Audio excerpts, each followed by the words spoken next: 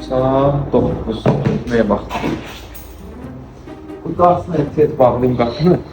Tez girmez.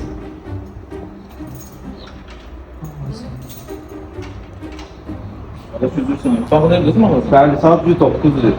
Gelir ya. 9'a da bir dəqiqə qaldı. Mən ətraf alacağım. İşimiz tezsə ağa 2 dəqiqə işim var. olur qəşəng. A few moments later. 5 minutes later. 2 hours later.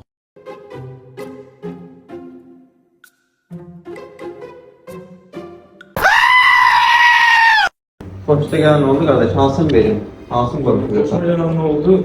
İnşallah maaşla gelip götüreceğiz. Maaşta? Böyle. Ha işte. Oldu.